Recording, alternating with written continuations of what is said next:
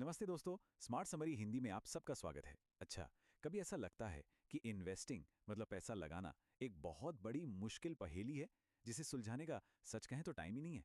अगर जवाब हाँ है तो ये विश्लेषण बिल्कुल सही जगह है। आज हम निक मैग्यूली की एक कमाल की किताब जस्ट कीप बाइंग की गहराई में उतरेंगे। देखिए, निक एक डेटा साइंटिस्ट और वेल्थ मैनेजमेंट फर्म में एक बड़े ऑफिसर हैं और उनका कहना बहुत सीधा है। दौलत बनाने का सबसे अच्छा तरीका अक्सर सबसे आसान तरीका होता है। तो चलिए इस सफर पर निकलते हैं। हम शुरू करेंगे उस बुनियादी सवाल से कि भाई हमें निवेश करने का इतना दबाव महसूस क्यों होता है। फिर हम देखेंगे कि अपनी दौलत बनाने की मशीन कैसे तैयार की जाए, निवेश का सबसे स्मार्ट रास्ता कौन सा है, और हाँ, सबसे जरूरी, जब बाजार में उथल-पुथल हो तो उसका सामना कैसे करना है। तो पहला सेक्शन, यहां हम इस बात को समझेंगे कि निवेश को लेकर इतनी चिंता क्यों होती है। मतलब वेल्थ बनाना इतना मुश्किल लगता क्यों है। शायद ये एक ऐसी उलझन है जिससे हम सब कभी ना कभी गुजरे हैं। लेखक अपनी बात एक बहुत ही पर्सनल और सच कहूं तो एक दर्दनाक कहानी से शुरू करते हैं। उनके दादाजी को जुए की लत थी और उन्होंने अपना सब कुछ दांव पर लगाकर गवा दिया। जब वो गुजरे तो उनके बैंक अकाउंट में जीरो था, कुछ भी नहीं। लेखक सोचते हैं कि काश काश उनके दादाजी ने अपने रिटायरमेंट के सिर्फ आधे पैसे भी यूएस स्टॉक्स में लगा दिए होते तो आज उनके पास लाखों डॉलर होते। ये कहानी हमें याद दिलाती है कि हमारे फाइनेंशियल फैसले कितने मायने रखते हैं। एक वक्त था जब लेखक अपने करियर को लेकर काफी कंफ्यूज्ड थे। तब उन्हें एक व्लॉगर की सलाह ने रास्ता दिखाया। उस व्लॉगर का मंत्र था जस्ट कीप अपलोडिंग, मतलब बस अपलोड करते रहो। निक ने इसी सिंपल आइडिया को अपनी इन्वेस्टिंग फिलॉसफी बना लिया। जस्ट कीप बाइंग, मतलब ज्यादा सोच विचार में मत उलझो, सही समय का इंतजार मत करो, बस लगातार निवेश करते रहो। कितना सरल लेकिन पावरफुल आइडिया है ना। तो ये हमें इस सेक्शन के सबसे अहम सवाल पर ले आता है। आखिर हमें निवेश करना ही क्यों चाहिए। लेखक की कहानी तो एक तरफ, पर अब देखते हैं कि ये बात हमारी अपनी जिंदगी पर कैसे लागू होती है। किताब के हिसाब से इन्वेस्ट करने के 3 मेन कारण हैं। पहला, अपने भविष्य के लिए बचत करना। दूसरा, अपनी मेहनत की कमाई को महंगाई से बचाना। और तीसरा, अपनी मेहनत को यानी ह्यूमन कैपिटल को फाइनेंशियल कैपिटल में बदलना ताकि पैसा हमारे लिए काम करे। चलिए एक एक करके इन्हें समझते हैं। पहला कारण है अपने फ्यूचर सेल्फ के लिए बचत। हम सब एक दिन बूढ़े होंगे, है ना। एक बहुत ही मजेदार एक्सपेरिमेंट किया गया। कुछ लोगों को कंप्यूटर से बनाई गई उनकी बुढ़ापे की तस्वीरें दिखाई गईं। और जानते हैं क्या हुआ? उन लोगों ने अपने रिटायरमेंट के लिए औसतन 2% ज्यादा निवेश करना शुरू कर दिया। मतलब जब भविष्य को देखा तो उसके लिए तैयारी भी बेहतर की। दूसरा कारण है महंगाई से लड़ना। महंगाई एक अदृश्य टैक्स जैसा है। वो चुपके चुपके हमारी खरीदने की ताकत को कम करता जाता है। जरा इस पर गौर कीजिए। अगर महंगाई सिर्फ 2% है तो भी पैसों की कीमत 35 साल में आधी हो जाएगी। अगर 5% हुई तो सिर्फ 14 साल में आधी। और अगर 8% पहुंच गई तो बस 9 साल में ही आधी। जरा सोचिए हमारी मेहनत की कमाई और सपनों का क्या होगा इस हिसाब से। अब ये नंबर देखिए, ये सच में दिमाग घुमा देने वाला है। ये दिखाता है कि क्यों इन्वेस्टिंग ही असली दौलत बनाने का रास्ता है। सोचकर देखिए, अगर किसी ने 1926 में यूएस इंडेक्स फंड में सिर्फ $1 लगाया होता तो 2020 तक वो $10,937 बन जाता। ये है कंपाउंडिंग की असली ताकत जो महंगाई को आसानी से हरा देती है।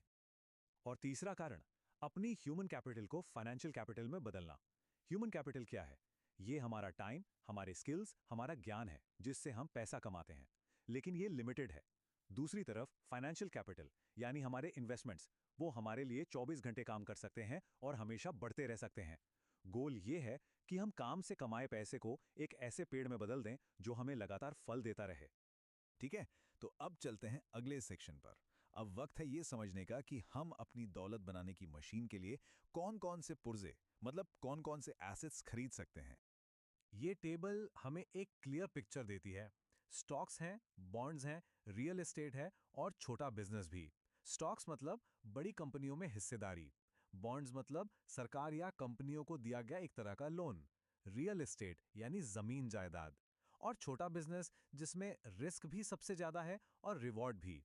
आप देख सकते हैं हर ऑप्शन में रिटर्न, रिस्क और मेहनत का लेवल अलग-अलग है। कोई भी एक बेस्ट ऑप्शन नहीं है, ये सब पर्सनल सिचुएशन पर डिपेंड करता है। तो स्टॉक्स मतलब किसी कंपनी में मालिकाना हक। लंबे समय में दौलत बनाने के लिए ये सबसे भरोसेमंद तरीका रहा है। इतिहास गवाह है। दो वर्ल्ड वॉर और ग्रेट डिप्रेशन जैसे संकटों के बाद भी स्टॉक मार्केट ने हमेशा वापसी की है। हाँ, ये बात जरूर है कि शॉर्ट टर्म में इसमें उतार चढ़ाव बहुत ज्यादा होता है। अब बात करते हैं बॉन्ड्स की। इन्हें आप अपने पोर्टफोलियो का स्टेबलाइजर समझ सकते हैं। जब स्टॉक मार्केट में तूफान आता है तो ये स्थिरता देते हैं। इनमें रिटर्न भले ही कम हो, पर ये काफी सेफ माने जाते हैं। प्रॉपर्टी में निवेश ये वेल्थ बनाने का एक और जबरदस्त तरीका है। इसमें लीवरेज की ताकत होती है, मतलब हम बैंक के पैसे से एक बड़ी संपत्ति खरीद सकते हैं। लेकिन इसमें पैसा भी बहुत लगता है, मेहनत भी बहुत है, और सारा रिस्क एक ही जगह पर होता है, मतलब सारे अंडे एक ही टोकरी में।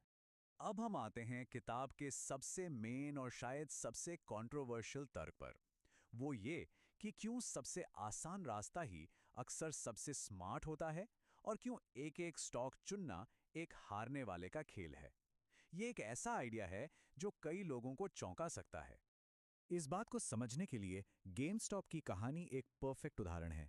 जनवरी 2021 में लेखक के एक दोस्त ने गेमस्टॉप के शेयर्स में $30,000 लगाए, और सिर्फ 2 घंटे बाद मार्केट गिरता देख घबराहट में उसने सब बेच दिया। नतीजा, $12,000 का सीधा नुकसान। ये कहानी दिखाती है कि कैसे इमोशंस हमारे सबसे बड़े दुश्मन बन सकते हैं। किताब स्टॉक पिकिंग के खिलाफ दो मजबूत तर्क देती है। पहला है फाइनेंशियल तर्क।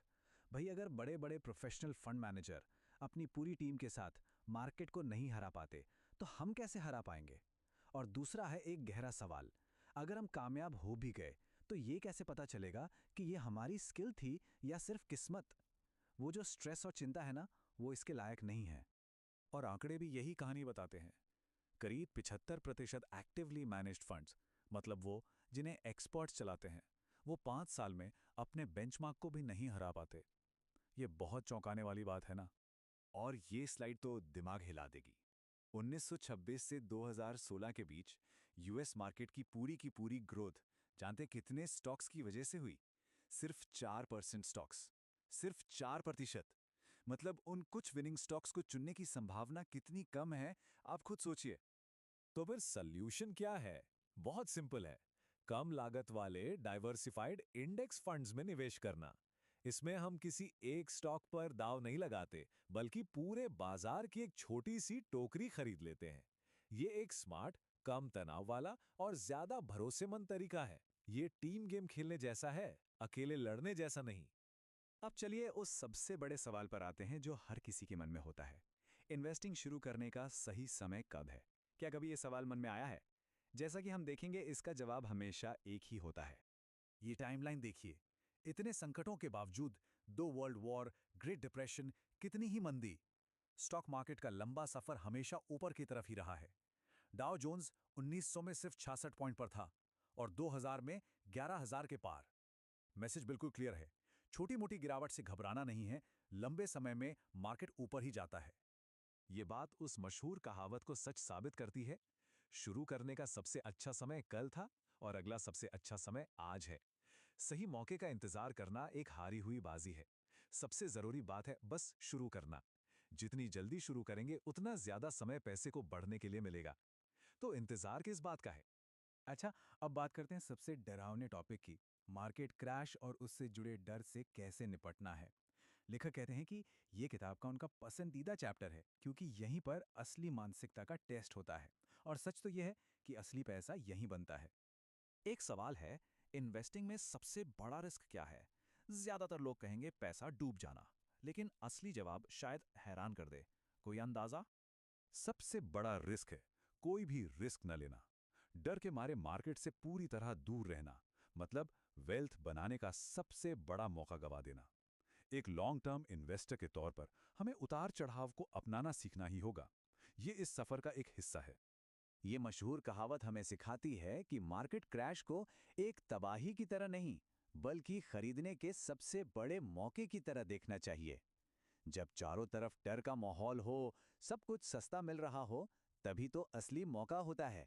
ये एक तरह से ग्रेट इंडियन सेल जैसा है। और इसका गणित भी बड़ा सीधा है। देखिए, 10% के लॉस से उबरने के लिए 11% का गेन चाहिए। 20% के लॉस के लिए 25% का गेन।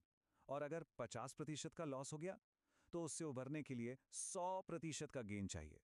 इसका मतलब क्योंकि रिकवरी के लिए इतने बड़े गेन की जरूरत होती है, तो सबसे निचले स्तर पर खरीदने से ग्रोथ भी विस्फोटक होती है।